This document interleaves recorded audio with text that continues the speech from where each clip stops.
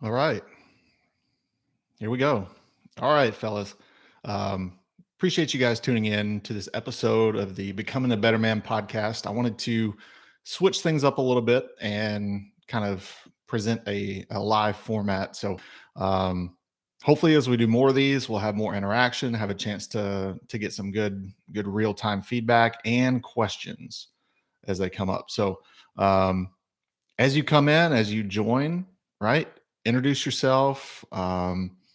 Right? Tell us who you are, say what questions you have, especially pertaining to this topic. And this week's topic is going to be kind of about pain and renewal, right? It's part of embracing our journey to becoming better men. Um, yeah, being able to go through pain in our lives is really kind of the ultimate teacher, and it's usually what gets us to the point of seeking even the need to become a better man. Um, without pain, there's no growth. And in this episode, I want to talk a little bit about that, and just kind of see what some of your all's thoughts are on it as well with your experiences. So yeah, if you haven't already, check us out. If you want to get more notifications when we go live, like, comment, subscribe, enable notifications so that way you'll know in the future when we're going live. So that way you can participate and tune in together at once. If you haven't already subscribed to us on Spotify, check out the description. You'll see the link to subscribe, and then that way you can make sure that you're able to tune into and replay every episode, not just the select ones that are for the general public. Okay. So, having gotten all that out of the way, let's go ahead and get into this episode about pain and growth and renewal, um, and how that pertains to our journey as becoming better men. So, yeah, I think it's no secret, guys, that we are often taught to minimize our struggles. Kind of that pressure, that cultural message that we just got to tough it out, right? And while I agree with that to an extent, I think where we often get that twisted up is uh, instead of toughing it out, right, and using it to deal with it and grow from it, we tend to tough it out and ignore it, right? We kind of tuck it under the rug, shovel it under there until it gets to the point where we just can't help but trip over the rug anytime we try to step over that issue, that pain that we're trying to hide from. All right. So let's get into kind of understanding pain, understanding trauma, if that's a better word that you want to use for it. In the most simplistic terms possible, it's a deeply disturbing or troubling experience that we have that leaves a lasting impact, right? Just as to put it simply, the pain or the trauma that we experience, right? There's often some big ones, right, that we tend to carry with us, like some weights around our ankles that kind of want to pull us back and hold us down. It's not always something that's huge or significant, right? It's more about the personal impact that it has, right? So it's easy for men to kind of compare, right? And they say, well, I don't have it that bad. So maybe what I've gone through isn't that big a deal. You know, don't let that minimize your experience, because guys, if there's something that's bothering us or has bothered us and it continues to persist in our lives, right, and it affects the other relationships that we have or can't have as a result of that pain, then that's significant. That's something that we need to deal with. It's not something we need to continue to hide from or keep it behind us in hopes that no one else sees it, because brother, I guarantee you everyone sees it, right? The way you interact with other people, the way you handle situations, the way you handle other people, they know it, right? They're like, that bro's hurting from something. He's hurting from something and he's not wanting to face it. And so therefore that's why he's still always dealing with it. Not dealing with it, but having to see it show its face on a regular basis. All right. So that kind of segues into the next point I want to make, guys, about how it's important to acknowledge that pain, right? We need to talk about the importance of recognizing that pain or that trauma or that wound in order to begin healing. All right. We can't face it in order to heal from it, right? We can't heal and process and move forward until we recognize that the pain is there. That's the wound that's there that we've not dealt with, right? Because here's the thing about wounds: they fester and they get worse. They don't tend to go away on their own, especially when we're talking about that emotional baggage that we carry as guys. Um, right. So I want to share this really quickly. I got this from a guy that had sent me an email, and I'm not going to share his name, right? But um, I want to open this up though. If you do want to send in an email, kind of share your story, the impact that the show has had on you, maybe realizing your need to grow as a man and to stop putting this pain under the rug and behind us, and letting it kind of drag us down through life, send me an email, becoming a better man podcast at gmail.com. And I look forward to for checking those and kind of interacting with you guys there. So here's a guy that has emailed me before. He's recently going through a divorce. He's not a young man. He's in his 50s, right? So just know this is not something that is only for us youngins out there. Becoming a better man is a lifelong journey and process. So I want to share this. Says I've written to you twice now, telling you a little bit about my backstory. I started listening to your podcast from the early episodes and going forward so that I don't miss anything. But I realized what I needed to do is listen to the current ones first and then go back and listen to the older ones when I have time. I recently saw your 3 episodes that you'd done on the Disciplines for Men series. And so I started with part 1, and oh boy, did it resonate with me. Now, my spiritual walk with God is relatively new, and I have gotten to the point in prayer where it felt stagnant, where I was asking for the same things all the time. And I realized that I don't really know how to pray. And I'll be damned if I didn't come across this podcast this morning after having that revelation yesterday. Wow. God works in mysterious ways, he says. He knew I needed to up the ante on my prayer chain, and I thank you for that. I'm an old road truck driver, which I've already told you that, but I have finally made the decision to pay the subscription to get access to the locked episodes. And I'm even considering ordering Vince Miller's book from episode 1 of the Disciplines for Men series. Guys, if you haven't already, I highly encourage you to check out beresolute.org, to check out Vince Miller's website, his resources, his materials, his study books. And the book that this guy's referencing is a series that I had done in the podcast on Spotify called Disciplines for Men. I think I'd gone through the first 3 or 4 chapters of that book. And as this guy shares in his email, that really helped kind of open his eyes at a time when he needed it, right? Where he felt like his prayer life had become stagnant. And then next thing you know, lo and behold, the next morning he comes across the episode where Vince in his book is talking about prayer and how to do it and how to get started with it. So yeah, check out his book. Not just this book, check out all his books. Vince writes great stuff. And he's just a great human being and a great leader of men. So anyway, he goes on to say, anyway, thank you for doing the work that you do. Keep it up, because there's a lot of people that need this. Your friend in Christ. And then he shared his name. So yeah, brother, I know that I'd already responded to you in the email, but I wanted to share your message as I recorded and went live today. So, yeah, let's let's talk about like what that guy's doing, right? He's gone through some, not just this most recent personal pain and trauma, right, of losing his marriage, but he'll likely be the first one to tell you that only got to that point because of the pain that he hadn't dealt with before. Right? We don't deal with that pain. It leaves a lasting impact on us. We therefore behave and react differently, less meaningfully, less deeply with the relationships that are supposed to mean the most to us, right? The ones with our spouse.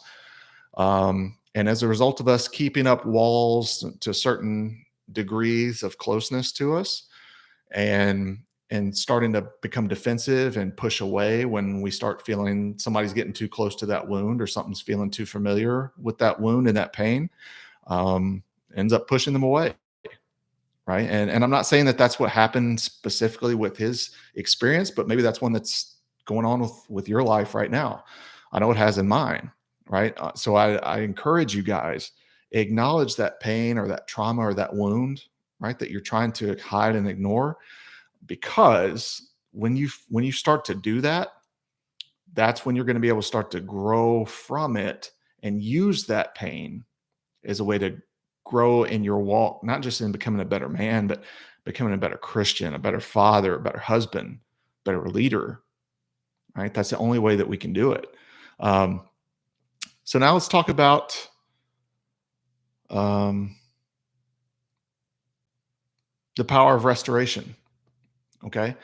So let's talk about the concept of renewal from a spiritual perspective. So what I want to do is kind of reference something there. So um, let's talk about Revelation 21 verse 5, right? So this is from the New King James version. Um, then he who sat on the throne said, "Behold, I make all things new." And he said to me, "Write, for these words are true and faithful." Right? So we talk about this in that restoration theme, that renewal theme, right? God talks about how, behold, I'm going to make a new thing, right? It's going to be made new. Even in restoration, right? We can talk to Zechariah 9 verse 12.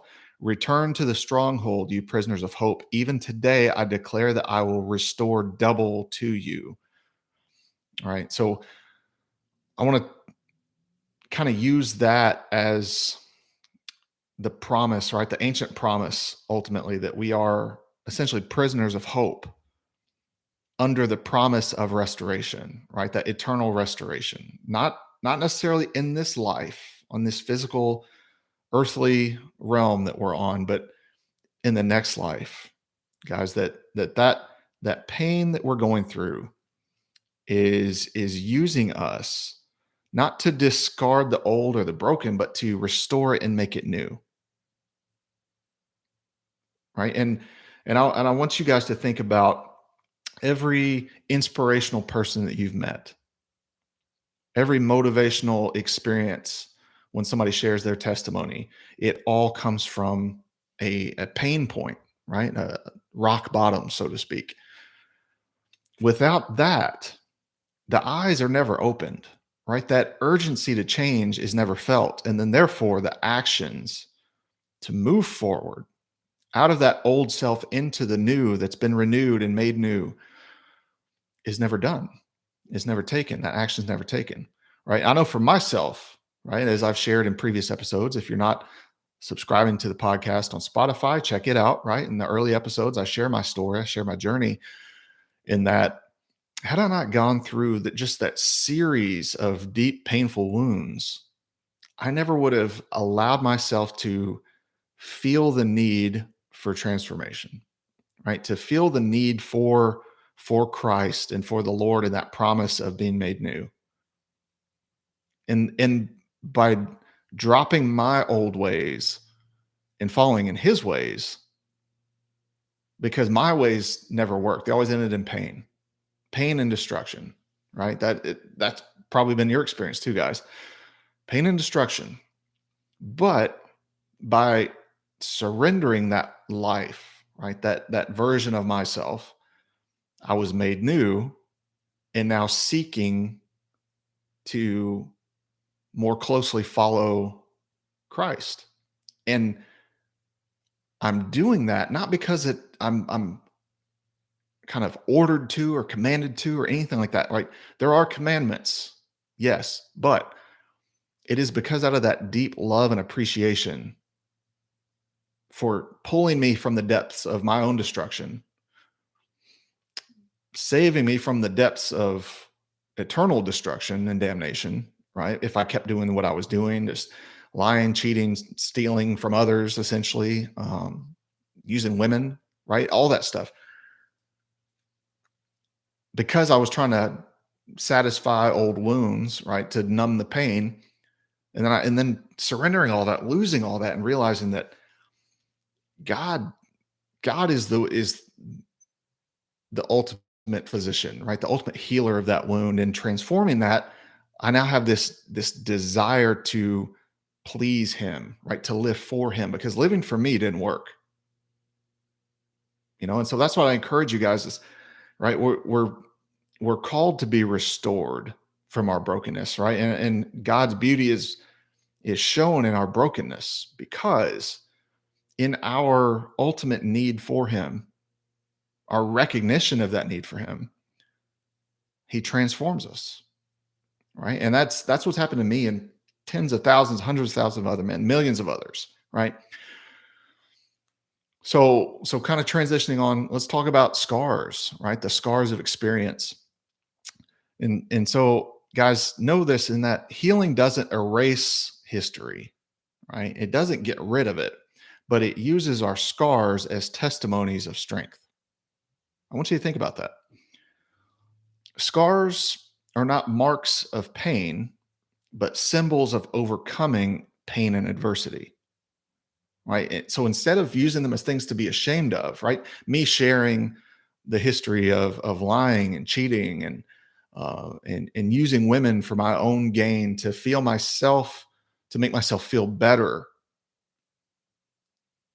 right? Sharing that scar as something that I've healed from, and I'm happy that God has used me to heal from those things, right? Use those painful wounds so that way they're healed and renewed, and now they're symbols of hope and recovery and renewal and growth, and they're not marks of shame, right? Because when we don't see it that way, right? When we see it as shame, something to hide, something to sweep under the rug, then we don't own that testimony. We don't own that wound is something that we need to grow from and can be thankful for what we've experienced. So, um, yeah, they're symbols of hope and of overcoming adversity. They're not symbols of pain and shame, right? So let's now talk about, right, and we've already mentioned it, God's role in healing, right? God God knows our wounds. He's actively working to heal them, and he's provided us, as I just shared, a sense of hope and restoration. Right. So, guys, I'm asking you, if you can, contemplate, think about, where is it that you feel broken, and to envision what that healing process would do for you. What would that change for you? All right. So, I want to share some kind of some scriptural inspiration from Isaiah 43, verses 18 through 20. Um, and then also, kind of resharing some of these other scriptures I've already talked about. So, Isaiah 43, do not remember the former things, nor consider the things of old. Behold, I will do a new thing. Now it shall spring forth. Shall you not know it? I will even make a road in the wilderness and rivers in the desert. The beasts of the field will honor me, the jackals and the ostriches, because I give waters in the wilderness and rivers in the desert, to give drink to my people, my chosen. Right? Is that not what happens in your life, in our sense of brokenness and rock bottom, right? He's giving us roads in the wilderness in order to make our way out. He's giving us rivers in the desert to help quench our thirst when we're in need. Where we get in trouble is not recognizing that for what it is, not giving him the glory for doing that for us, right? Christianity, God is not about a God of helping us to avoid pain and live a life that's free of pain and suffering, and it's just about happiness and in the absence of pain and joy, right? It's about being able to seek him in those moments of pain, and how he is the only way out. Because whether that be in this world or in the next life, there's going to be the absence of pain and suffering, right? He's going to get us through it. He's going to deliver us. But guys, where we often fall short is we don't recognize that glory and that grace that he gives us. And we tend to go back into just our same old crap. And in doing that, that's where we mess up, right? That's where we find ourselves continually in the desert, continually in the wilderness. All right. He's going to make something new, right? Just like in you and in me, he's making us new, doing a new thing in us. He's not bringing something new. He's not creating something new. He's renewing us. He's restoring us. All right. So I want to talk about, if you guys have any experience with this, all right, what's something that you've been made new in or like new as a result of your pain, your trauma, your wounds, whatever it might be? What are some things also that you're still failing to embrace as part of your brokenness, your pain, your wounds, your old spots that need to be restored and made new? And how would that look if if you surrender that and you acknowledge that and embrace it as part of your testimony, and how you share that with others as a part of, not to say look what I've done, but look what he's done to make me no longer like that. So, um, guys, I also want to open this up too. If you are looking to become a better man, if you're tired of the suffering, the pain, whatever it is, guys, I want to offer a prayer for those of us that are seeking healing, that maybe have not yet but are in need of it right now. And so, just Lord, I pray for all these men. I pray for these men who are wounded. I pray for these men who have you've healed their wounds, God, but they just are continuing to recognize their brokenness and their need for you, God. And maybe it's just maybe it's their first time. Maybe it's their first time acknowledging that they're broken and that there's pain that they're not healing from, not acknowledging, and that, Lord, as only you can, help them to see that you are the way, right? You are the way and the truth and the life, and that you will make something new in them. And Father, I just pray that this message is received by even just one man who's in need of it. And um, and then that it's not my message, Lord, but it's yours, right? And to use me as that instrument of delivering that message. And it's in your son Jesus' name we pray and ask all things. Amen. So, guys, I want to leave you with this. All right. Um, Kind of a daily devotional, if you will. And let's talk about something that often stays hidden in the shadows of our lives, and that's trauma, and that's pain. It's that deep, unsettling experience that sneaks up on us when we're looking the other way or trying to look the other way. It's sly. It's making us think that what we went through is just normal, quote unquote, or it doesn't matter because someone else has had it worse. But here's the thing: pain and trauma and wounds, they're not about comparison. It's personal. And if it hurt you, it matters, right? Obviously, or else it wouldn't still be sticking with you. Now imagine this: there's a higher power out there that's looking at the broken pieces of your life right now, and it's saying, I can make this new again. Not new as in starting from scratch, but new as in restored, with new character, with new depth. Think about it. Scars can be reminders not of defeat, but of victory and resilience. And so I want to leave you with this thought: we're like prisoners of hope, bound to the belief that what's been lost can be doubled in its return. It's about looking at the empty spaces and the wreckage and still being able to say something good is going to come out of this. Because according to the ancient promises that God has made to us, like a road in the wilderness or a river in the desert, healing and new beginnings are not just possible, they're on the horizon. And with that, let's start a conversation. Where do you feel broken? And how can you begin to see that brokenness as the first steps toward a new day in your life and be ready to dive in? All right. Guys, that's all I've got for this week. I appreciate your time. I appreciate you tuning in and watching this or listening to it.